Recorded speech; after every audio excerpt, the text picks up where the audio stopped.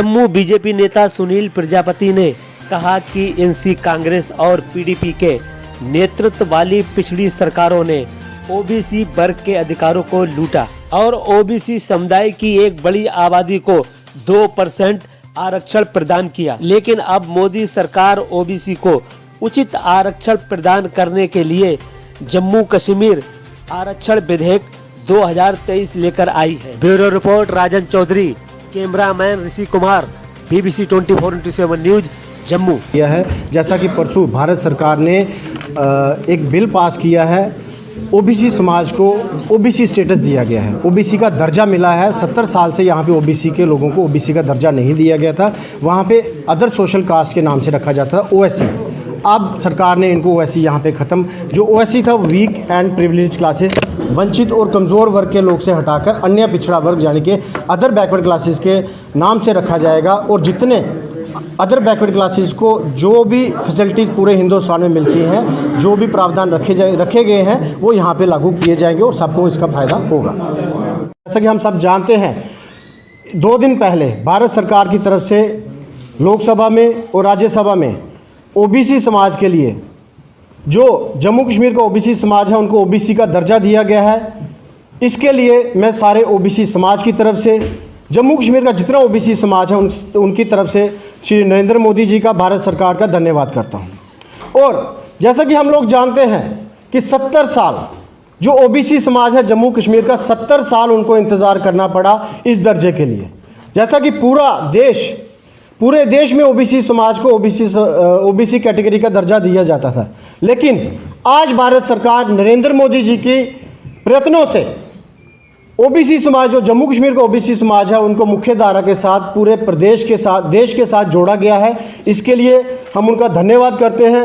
और जैसा कि भारत सरकार ने समय समय पर ओबीसी समाज के लिए, चाहे 1953 में काका कालेकर साहब की रिपोर्ट हो, जो ओबीसी कमीशन बनाया गया, उसके बाद वीपी मंडल साहब की जो रिपोर्ट आई 1981 में मंडल कमीशन की, वो भी रिपोर्ट पेश हुई। लेकिन कांग्रेस की गवर्नमेंट जितनी देर रही, उन्होंने ओबीसी को जो उनका हक थे वो नहीं दिए, कभी भी उनको ओबीसी का रिजर्वेशन नहीं दिया। उसके बाद 1993 में जब वीपी सिंह की सरकार भारतीय जनता पार्टी के साथ आई, तो उन्होंने ओबीसी समाज को उनके हक दिए। और जब मंडल कमीशन की रिपोर्ट पूरे हिंदुस्तान में लागू हुई, लेकिन जम्मू कश्मीर की एक ऐसी सरकार थी, ऐसी निकम्मी सरकार कहूँगा मैं, जिन्होंने पूरे हिंदुस्तान में जो आबादी ओबीसी समाज की 52% के ज़्यादा थी, लेकिन जम्मू कश्मीर के लोगों को इस हक से वंचित रखा। यहाँ पे ओबीसी का दर्जा ही नहीं दिया गया, यहाँ पे सिर्फ OSC category, other social caste, दूसरे समाज के लोग बना के रखा। और जितने ओबीसी समाज के लोग जम्मू कश्मीर में रह रहे हैं, जो उनको सेंटर से जितने हक मिलने थे वो नहीं मिले, चाहे वो जम्मू कश्मीर का तरखान हो, चाहे लोहार हो, चाहे कश्मीर का हांजी हो, शिकारे वाला हो, कुम्हार हो, कश्मीर का मोची हो, और उसके साथ साथ नाई समाज हो, तेली समाज हो, बड़े सारे ऐसे समाज हैं जिनको उनके हक से वंचित रहा गया।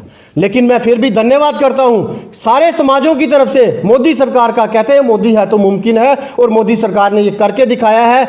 जो मोदी सरकार कहती है वो उन्होंने करके दिखाया है। और इसके साथ साथ इस बिल में कुछ और भी ऐसी कास्ट थी जो पूरे हिंदुस्तान में जिनको ओबीसी का दर्जा दिया जा रहा था, लेकिन जम्मू कश्मीर में उनको ओबीसी का दर्जा नहीं था। चाहे वो आप जाट समाज हो जाए, स्वर्णकार समाज हो, सैनी समाज हो, कश्मीर का बहुत बड़ा चौपान समाज है, लाखों में, जिनकी आबादी लाखों में है, लेकिन अभी तक हमारी जो जम्मू कश्मीर की सरकार थी उनको वो लोग दिखाई नहीं दे रहे थे।